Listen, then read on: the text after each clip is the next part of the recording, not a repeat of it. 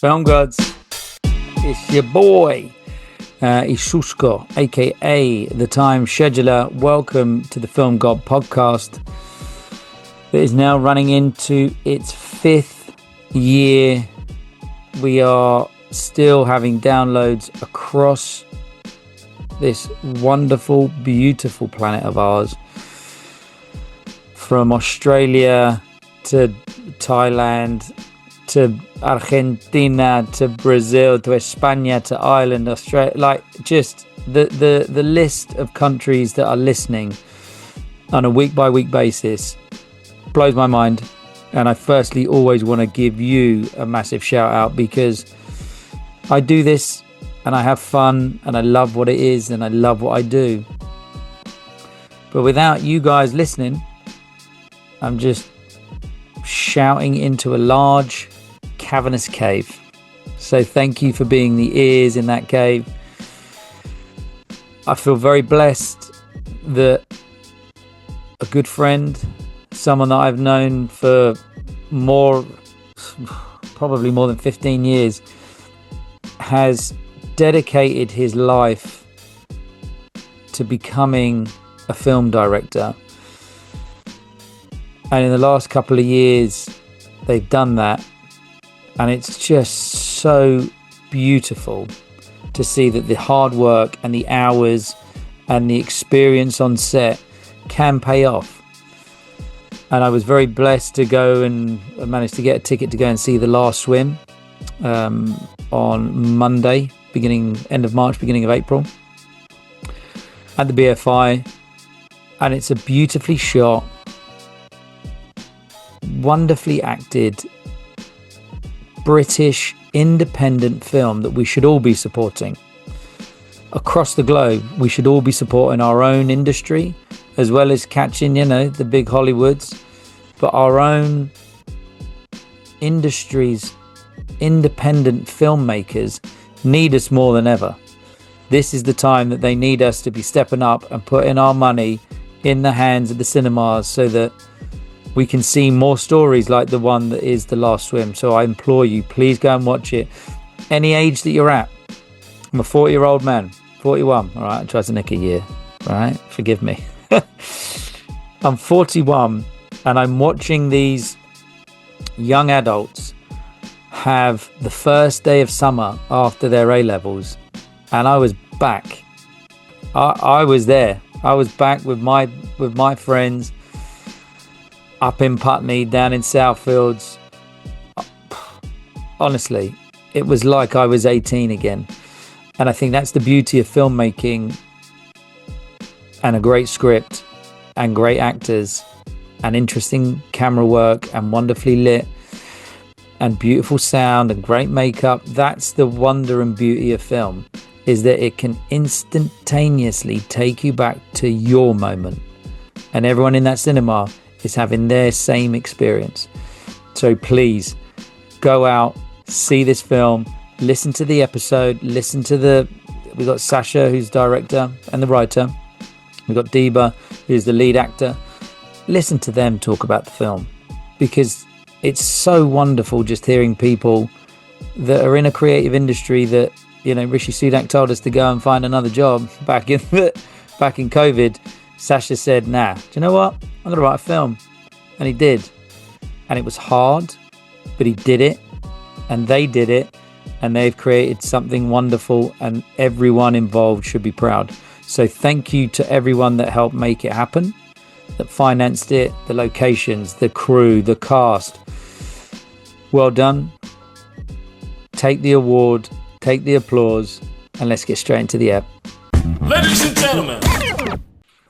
So, Film God family, we come to another episode, and I feel so lucky and blessed to have two very special people of a very special film that I was blessed to go and see last week. Today is actually the official release date.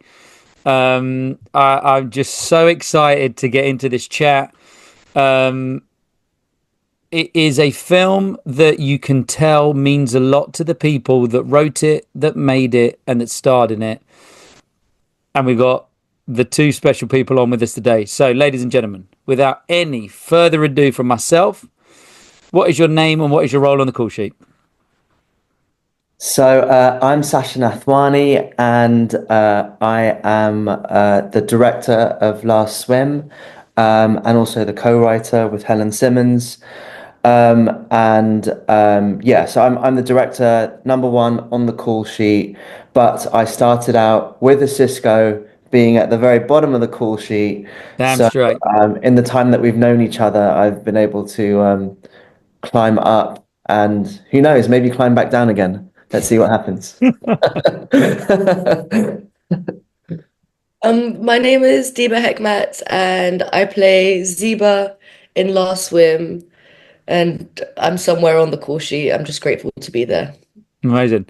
So I guess just to give the listeners a little sense of and background, and just to give them a little rounded off bio, just give us a kind of couple of minutes of just why you got into film, how you got into film, and that love for film. Yeah, I mean, so this is my second time on the pod, Cisco, if you remember. Yes, episode Um, 54, May 2020, dude. It's 5 years. yeah, so that's when we started writing the film. Yeah, Wow. it was in the pandemic, wasn't it? Mm. And at that time, I was known as being a music video and commercials director. And you and I met, you'll remember, on my very first running job, you know, with Red Diary Service, on T-Mobile. I think it was Partisan. And we were in Leicester Square. Flash Um, mobs. When you could and do the that flash mobs, now they're illegal. are they illegal? Yeah, they're kind of out of fashion now, aren't they? But Yeah, yeah. they were fun back then. That was the thing, wasn't it? But yeah, so I spoke to you in 2020 on the pod, and I was a short form director, and I desperately wanted to be a long form director. And it took me quite a long time to make that transition. But it was during that time that we started writing Last Swim in the midst of the pandemic.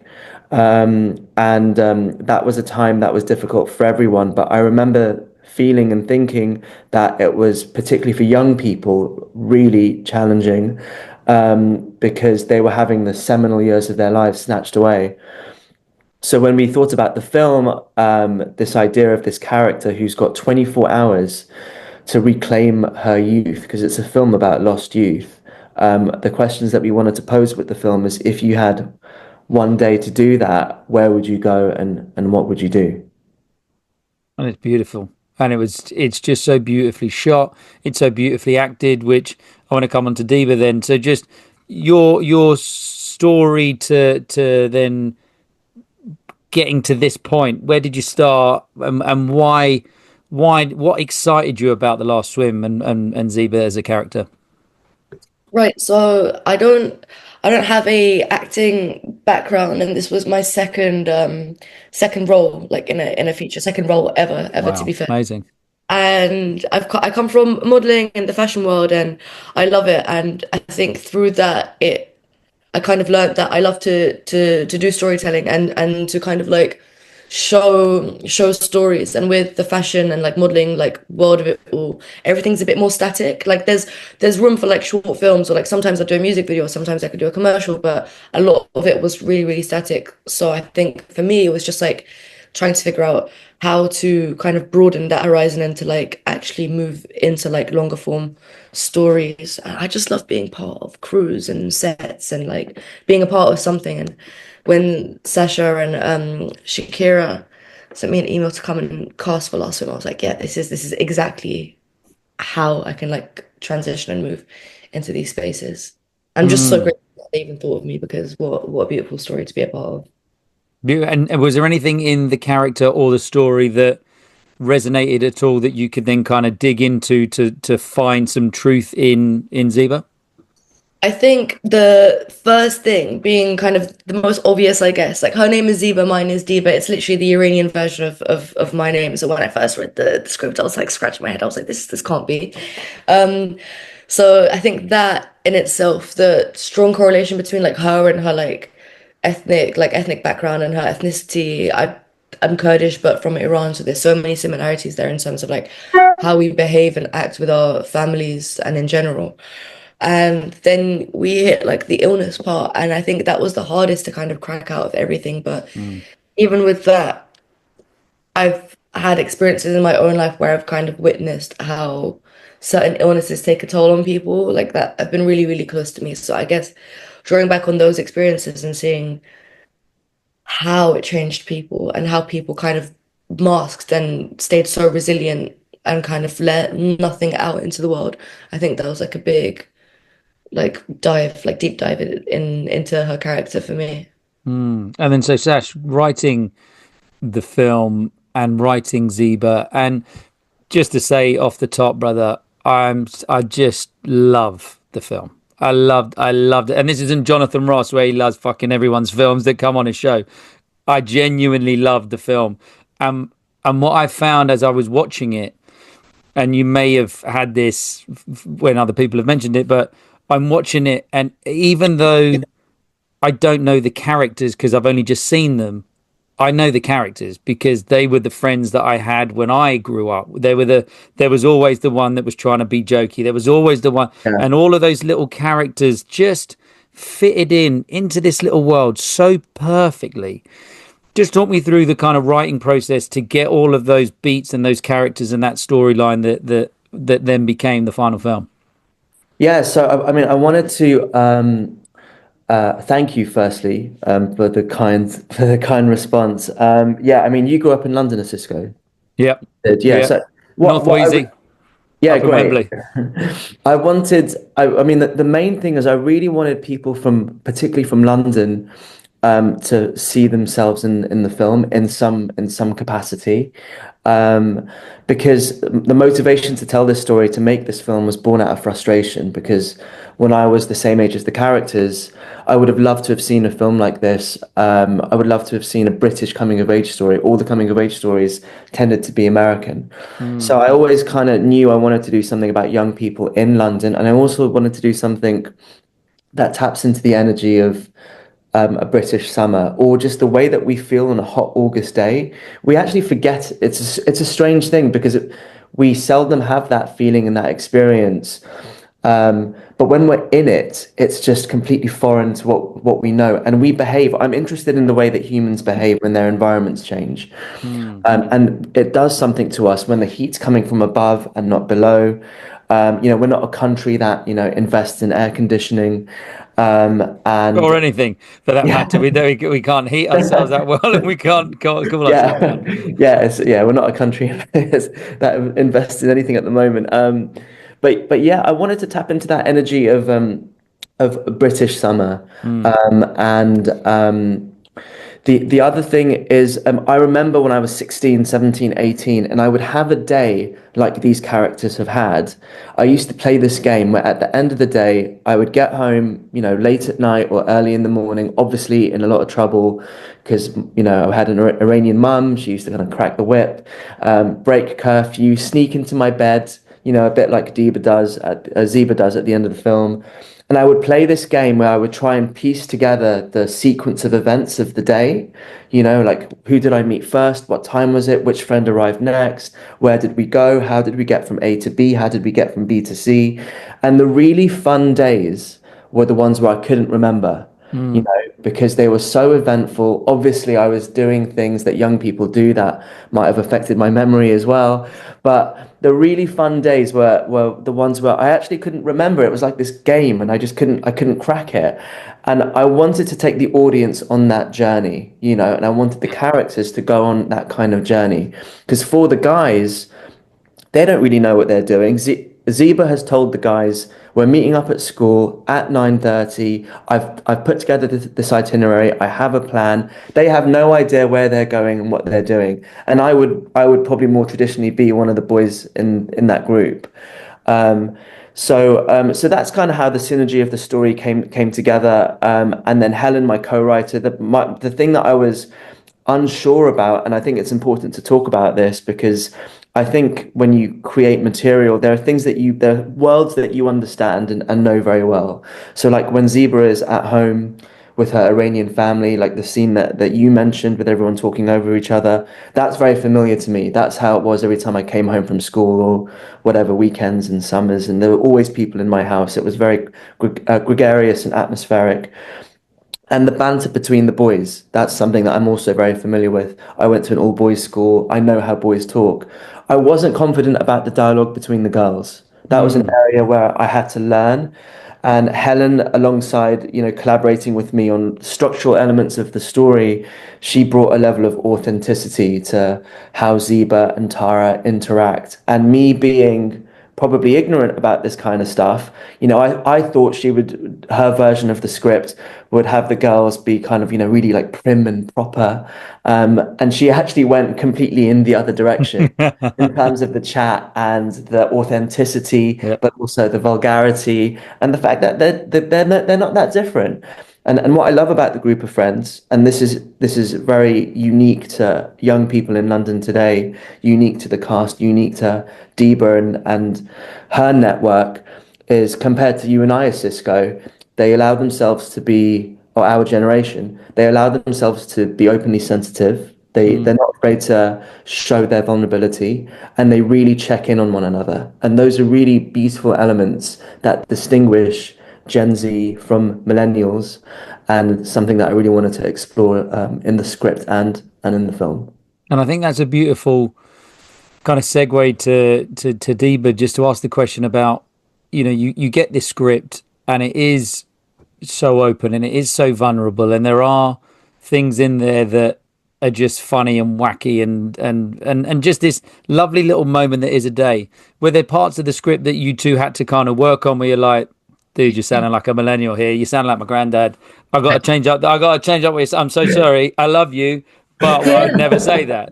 I mean, for sure, but also initially when I read the script, I was just like, they've got it right. Like they've got the essence of youth so correct. And not just the essence of youth, but like you said, there is someone in that friendship group that everyone knows. And it's not necessarily about relating to any individual character, but it's actually about knowing these people. Like I know Murphs, I know Taz's, I know Malcolm's, I know all of these characters in my real life, and I think we all do, and that's what makes this film so real and relatable. And even the way like in which we speak together, like it's not like other films set in London where the slang is super heavy and we'll be like in it bruv, da, da, da, like every other like word is like a slang, but it's not like that. We just speak how we would speak. We speak about real teenage things.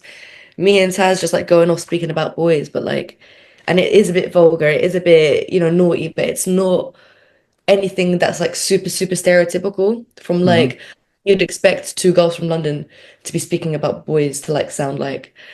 And yeah, that's what I really admire and appreciate. I think there was a few instances where we were like, hey, I don't think I would be saying this. Like I think the biggest one in my head is the dumb cow one. Because I still don't know, did we end up with dumb bitch or dumb cow, Sash?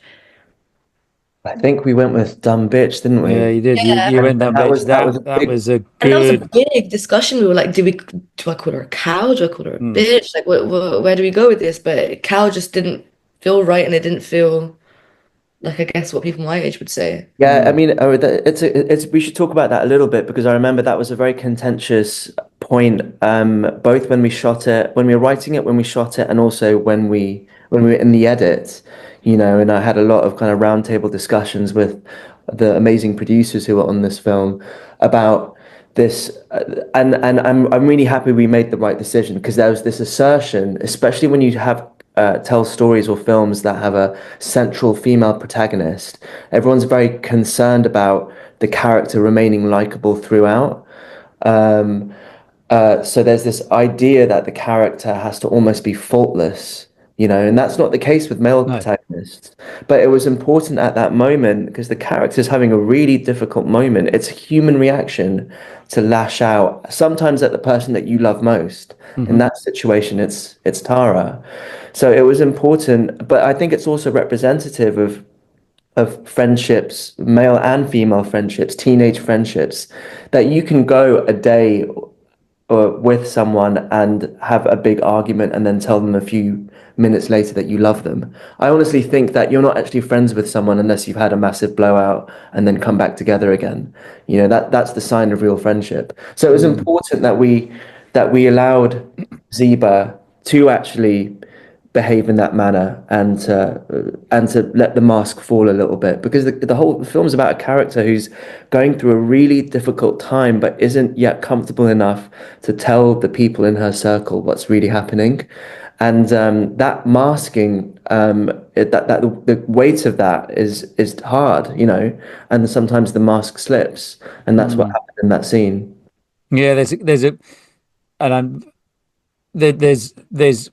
there's moments that happen in cultural relationships. So it's kind of when my grandparents came over, that the weight on the shoulders that first generation of foreign immigrant refugee, that kind of that weight on their shoulders, I think is really beautifully played off with the subtle relationships between the mother daughter, the daughter, the family, and this idea of Zeba feeling like she had to be a straight A. She just had to. There was nothing else that she could do to not let her family down.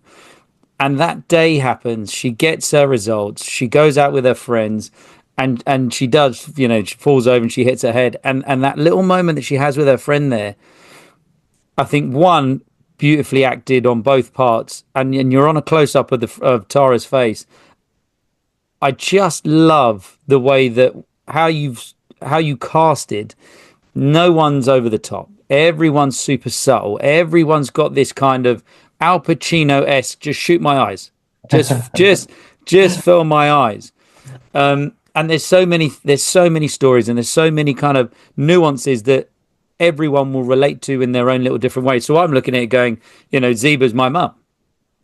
She came, her parents came over, they couldn't speak English. She was clever, she was smart, she felt like she had to go out and do it, or, you know, all that kind of stuff. So everyone has that person that they relate to. And I think not having the mask of Zeba's character just going, do you know what? Today's the day. I don't give a fuck. I don't care. And we've Mhm. all had that day, and we've all had that blowout, and we've all got that friend that we're like, fuck, sorry, dude, I didn't mean it. I was going through something, you know? Yeah, And our yeah, generation probably would have just said the fuck yous and then just yeah, pretended like nothing had happened and just kind of tried to yeah, put it under the carpet. But what I love is that they have that moment, they have that relationship, but their strength and their friendship is so strong that in the next scene it's still there, but they've just, you know, that they've sorted it out. And yeah. it's a beautiful little scene. And now, Deba, what scenes, as you were going through and you were shooting, you encompass and you embody this character so quickly in the film through what you're going through. What moments were there in the film that you kind of started to think, I truly understand this character? Because we always, you know, you read the script and you understand it, but then was there a moment in the film where you're like, I get her now. This was the scene, this was the line, this was the moment that suddenly there was a big click, and it could have been in the rehearsal process that you had it. But what scene and what moment and what line do you think just kind of really helped you crack the nut? I think even me and Sasha, the day that we were filming the scene in the phone repair shop in the electronic shop, Nice. I think that felt like the most natural, that when I went into that scene, like it just felt like Zeba. It didn't feel like I was like particularly like acting too much or like putting on a show or anything. It just felt real. And even the interactions between me and Bossman, like they were real interactions. Some of it was scripted, but also there were little bits and bobs that were real, you know. So I Mm, think and then you came over to me and you were like this is the most that you've gotten her and understood her. And I think, yeah, for sure that mm. scene Yeah, it's assisted nice because me to like kind of break free a little bit, but mm, still rely on my intelligence and my intellect to kind of get me to get what I want, if that makes sense. hmm totally get it. It's like that the ability to negotiate with a grown man about, you know, the selling of the laptop. You kind of walk in and he probably sees you as this young teenage girl, and then all of a sudden you've just dunk, and he's like, okay, all right, I Borderline got someone on my genius. hands here. It's like she's like in her doing this, it's her, you know, gaining a bit more freedom, gaining a bit more like allowance to go and be crazy today. But there's still that element of Zebra and her intelligence there, because if she wasn't able to talk her way through this and notice little things about this man to get what she wants, then she wouldn't have been able to get the 500 in the end. So yeah, she was smart. Four, 450. 450. Well, it's fun. We'll go because he wanted 200, and you're like, "Get the fucking shut the fuck." Yeah, so anyway, yeah, Yeah, I beautiful. think that scene's a great example. Actually, there's a lot of similarities there between Zeba and Deba, because I think Deba, like Zeba, uses her charm and intelligence. Both, both extremely warm, and people warm to Deba in real life and to Zeba the character. So I think, and it was also, I think that was was that the last day of shooting? It was one of the last days of shooting. One of the last days, yeah. Yeah. Um, That was a nice week. The sun was really out. yeah. Yeah, that was like a really special week. I don't know. Feels nice Yeah, to no, of course. I mean, I think, Cisco, this is something interesting for you as well, as, because Mm. I came from the same kind of, from the world that you operate in the sense of being someone who works in commercials and music videos. Prior to this, I'd never done more than a 6-day shoot, and now It's you're full doing, on. no, we're doing 22 days, we're doing 11-day fortnights. Mm. yeah. And that's Both of us. incredibly taxing. And I found it hard with 20 years of film set experience behind me. I can't imagine for Deba, who was 21 when we made the film, having to, because she's in every single scene. Can you imagine that, of being a 21-year-old arriving on set every day and 60 people are there and Bear in you're, mind, not to be like I haven't done it before, I have, but I've only done it for like 5 days in a 2 week yeah, span. Like it yeah. wasn't the intensity of this. But it was funny because in a way I'd go home and ask myself every day, being like, what have I signed up for? Like what? I And felt then exactly the same way. and then I'd wake up and I'd be like, let's go. I can't wait to get on set. It was like every day would be the same. The mornings I'd be like ready to take over the world, and at the end I'd be like, why? Why are we doing this? But no, I it think made that sums up the beauty of one of the attraction and the little hook that film has inside of those people that have stepped into short form, commercials, filmmaking, media, the creative arts. We do turn up and we do give our all. And we do then we kind of sit in the car on the way back and our legs are killing us. Our back is hurting. Our brain is turned to mush. But there is nothing that we want to do the next day than just do it all over again. mm, Yeah, yeah, it's very much. I mean, the crew on this. I mean, the Deba's spoken about this a lot. I mean, it was such an incredible team of people. Mm. Along with my producers and the production company Caviar, who this film would never have been made without them. But the team was just, of course, our heads of department are the ones who always get the accolades. And Olan Kaladi and Julia Gavris, my production designer, and of course all the post heads of department. But the teams, Throwing out Evie Coles, makeup, yeah, Eve, big who's been on girl. my Eve, jobs for Eve 20 Coles, years. Yeah, absolute legend. I love Eve and Gabby and Phoebe, and it's funny actually, because the glam team, what I didn't realize, on a feature set, glam, it's not just about making sure that Deba's hair looks good and her costume looks good, and Therapy. yeah, it's like daily therapy. Yes, They're, yeah, of they're, course. they're in the chair every day, Hmm. and even Gabby and Phoebe and everyone are, they really looked out. I think everyone really banded around the cast, because it was taxing, and I think there were a few days where everyone was struggling with the stamina of the shoot, or we had a Hmm. few people who were struggling with illness, and the glam team in particular really like propped them up.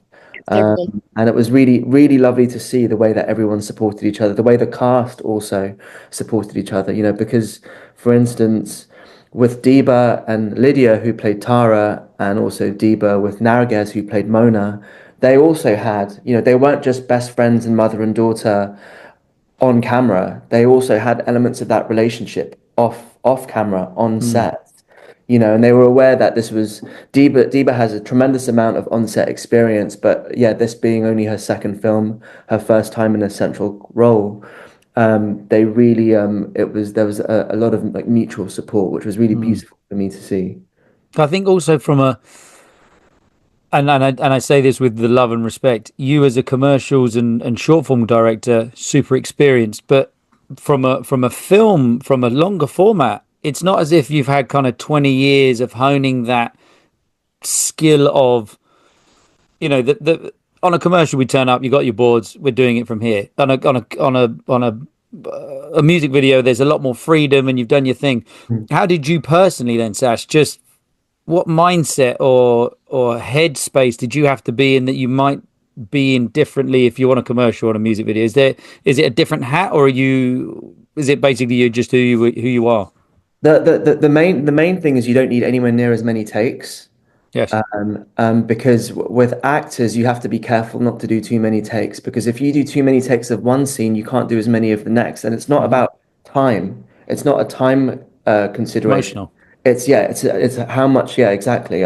You've got to really reserve their energy. But also it's funny because trying to get this film made was really challenging. My producer Campbell Beaton and I, who we work on everything together, we took the script everywhere. We took it up and down the country. We took it to the BFI and to Film 4 and to BBC Films. And in a way, our music video experience, they kind of looked down on that. They wanted to see a Sundance short, which I've actually never done. So it was ironic that the thing that held us back getting financed, this idea of being short form filmmakers, helped us massively when we made the film, because there were certain situations where I got to set and I looked at my shot list and I had, like 4 or 5 different setups. But then the first AD says, look, you've got 45 minutes to get this. So I'm like, damn, okay. I speak to Promo land. yeah, exactly. We have Yeah. we have a quick crisis meeting, and I just think about my experience in music videos, and I'm just like, shit, okay, I've got 45 minutes. I need to just get the coverage I need. What can we do? Let's take a bold editorial decision now. And having the kind of the having had the experience knowing how to do that, it really came in handy in so many different situations. But I remember there was some, my editor Stephen Dunn, who I work with on all my projects, who's a very close friend as well. Yeah, there were some scenes that we had in one size and one take, and I remember I showed it to him in the edit. We'll use that one. That's the one we'll use. Exactly. I showed it to him in the edit, and he's like, "Yeah, this is great, but where's the rest of it, Sasha?" And I'm like, "This is it, mate. It's kind of take it or leave it." And was that one of the reasons because you've got that kind of like internal circle camera sweeping through everyone? Yeah, Was yeah, that yeah. one of those? Is that one of those reasons?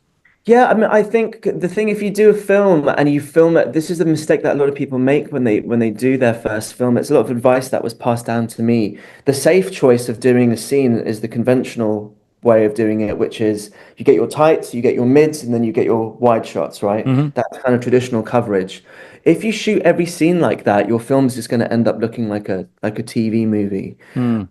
But sometimes because of time restraints or other restraints, we're just like, look, let's just take a bold choice now. And so many times when we did that, it's the thing that people like. That falafel scene is the one that a lot of people really like, kind Yes. of stands out. And there's something really fun about this idea. Like, you don't have to see the person speaking all the time. You hear Zeba talk about the sandwich and what's in the sandwich. We go around the room, we go around the characters. And then what we do is at the point where the sandwich gets passed, we catch up with the sandwich and then we move with the sandwich Yeah. around the group as everyone takes a bite. There's something really fun and playful about that. And that is something that came together on the shoot day. It's not, I mean, we did a lot of prep. I had like 100-page Bible that me and Olan populated with references and ways that we wanted to shoot things. But sometimes it was about being present on the day, seeing what the location is doing, seeing what the light is doing, and be like, actually, you know what? Let's do it from here, and let's just do everything from here.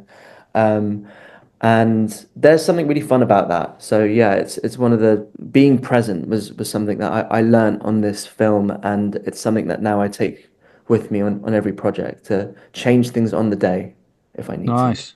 I like that.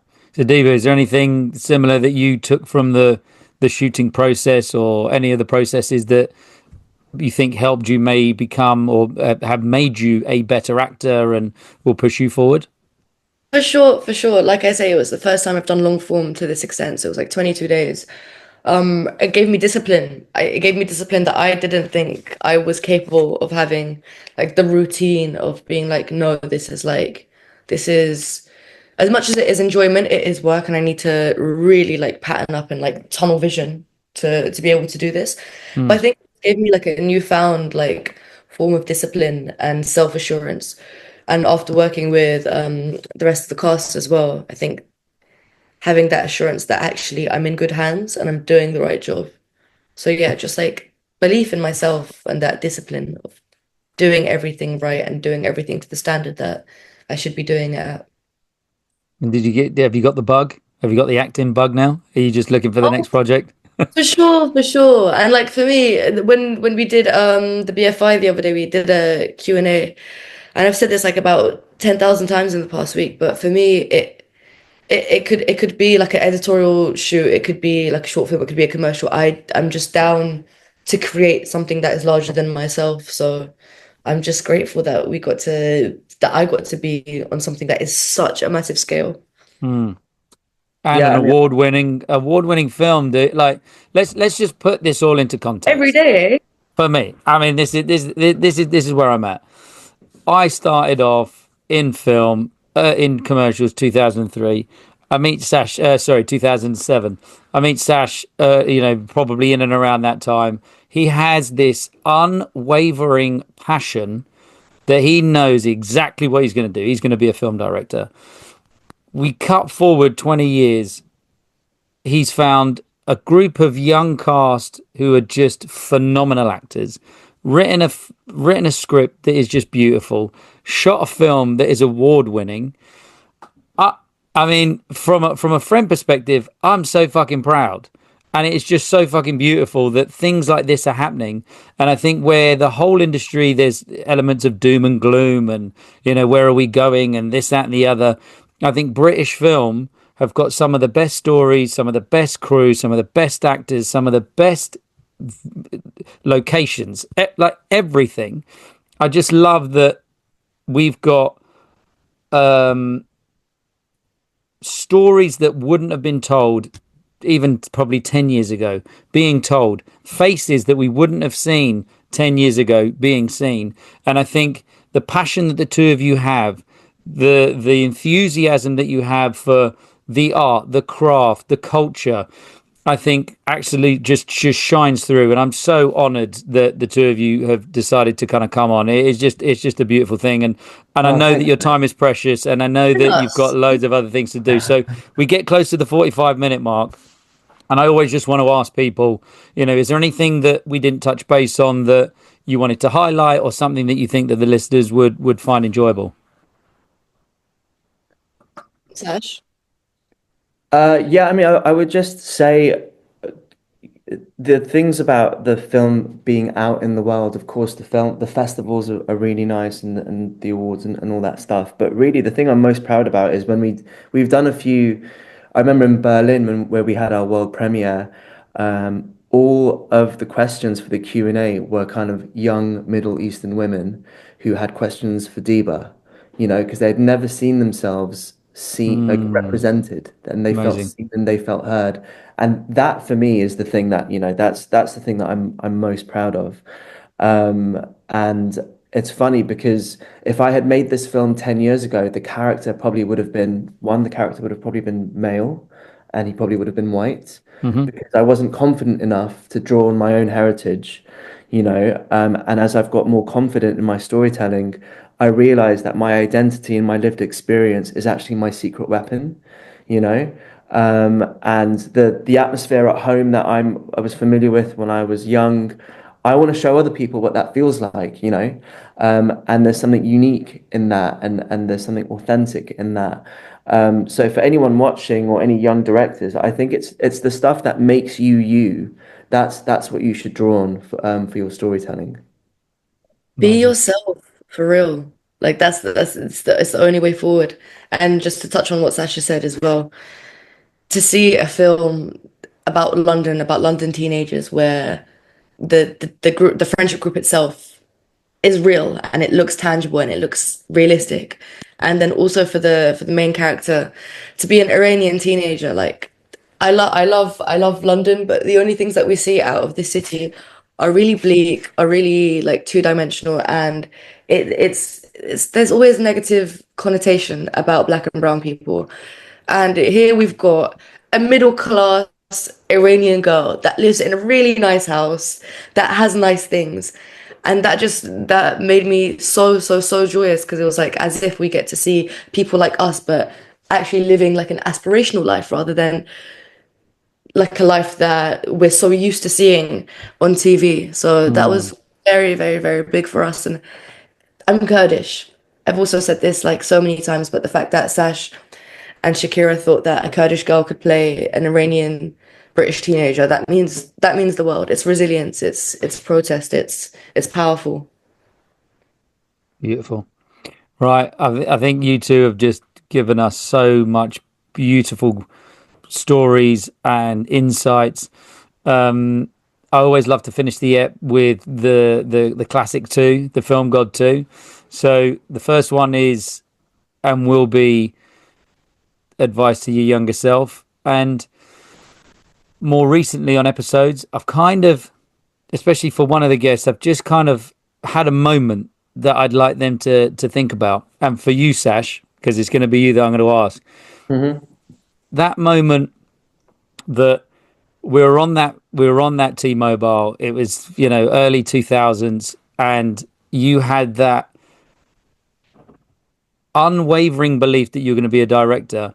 When we come to you, because I'm going to do Divas first, that's the person who I want you to give your advice to. That runner that's making teas, that's carrying fucking Yeah. heavy shit up hills and mountains and sweating, and there's no overtime, and we're getting paid absolute pittance compared to the rest of the crew, but we turn up every day and we give it our all. That'll be your person. But I'd like to start with Deba. Where you've come in your career and how you've started, and I don't know much about your history and your story, but to do what you've done at the age that you've done it in difficult environments and difficult industries. Fashion is fucking hard to get into, and it's even harder to kind of stay at the top and just to keep the momentum going. So is there a point in your younger days that you would like to talk to now specifically, just to let them know where you're at this precise moment in time? Yeah, for sure. I think like 12 to 16-year-old me was just like so confused and just so like it's not going to get better, is it? But I think what I tell myself is things, number one, do get better, but things only get better because of all of your lived experiences, and you just wouldn't be able to be the person that you are today and done everything that you've done today if it Mm. wasn't everything that you've gone through, good, bad, terrible, negative, joyous, like memorable. Absolutely every experience that I've had is necessary for me to have turned out the way that I am. And it's okay. Some things are going to make you feel not so great, and some things are going to make you feel great, but it's all the process. So yeah, I think just to take it in a bit more and to not stress so much. Lovely. Okay, so we come to Sasha. We've just handed out the radios to the Sparks and the ADs and all the rest of it. Who I mean, we? What I are you don't know saying? about I don't know about you, but when I look back, I know there were some bad days or some dark days, or I think I was a runner. I remember I was running on my 30th birthday, and that was like a real low moment. Basically handing out tea and coffee. And I always remember at that time when I was in my 20s, I always wanted to have done my first film at the age of 30. In Mm. reality, I did my first film by the age of 40. So I achieved my dream, but it took me 10 years more than I thought it would. And I think there's a lesson in that. It's don't pay attention to what other people are doing. Focus on yourself. Age is nothing but a number. Take each day as it comes, and don't get too carried away with the wins, and don't get too low with the losses. And just find a way to keep moving forward. And I'm a Man U fan, so Oh, I'm so with sorry, dude. I'm going to leave you with a little Fergie anecdote. But the day after Man U won the treble in '99, Gary Neville tells this story. Um, he had to go to Carrington or to Old Trafford to pick something up. And the morning after they won the treble, he saw Fergie in his office at 7 a.m. preparing for the next day, preparing for the next season. So, today we've got our kind of theatrical release. We're all going to be together. The cast are going to be together for the first time since we shot. We're going to be at the Rio in Dalston. But tomorrow I'm going to open my laptop and I'm going to work on a music video pitch that I've just received. So I'm just on to the next thing and grateful to be able to work in this industry. And when I'm not doing that, I want to spend time with my wife, who I love, and my son, who I love. And it's important to say that because the families of filmmakers pay a huge cost Agreed. in order for us to be able to do what we do. And all of these lovely things that happen, they don't belong to me. They belong to all of us, to everyone in my family, and all of the families of my heads of department and my cast. Because without that support, none of us could go and give so much of ourselves to these projects and to our careers. Amazing. Beautiful. So the last thing, let the people know, where can they go and see it? Why should they go and see it? Just give us a shout out. Just this is the award acceptance speech for the Last Swim Film Gods Awards. Okay, yeah, okay. So the film's coming out nationwide today. To the day that we're recording is the 4th of April. It's being distributed by Vertigo. It was produced by Caviar and Pablo and Zeus. And it's playing screens up and down the country, in London and beyond. And who knows what happens after that. Amazing. Frost. So go and watch it. But I'm not going to stop recording this podcast, ladies and gents, until you get on your phone. So get on your phone right now. Book them tickets. Book those tickets. Get it done. Book them now. Support independent film. Exactly. British independent filmmaking. This is what we want. We don't need another Fast and Furious 625. All right? Let's get some better stories out there. So look, ladies and gents, thank you so much for your time. I really, really appreciate everything that you've done. Thank you so much for making the film. I love you both. And ladies and gents, until we meet again, that is a wrap. Thank you. Thank you, Cisco. So that was a chat with the king or queen in the game. I give it a shout at the end so you all know the name. It's the Film Gods Podcast. The what? The Film God Podcast.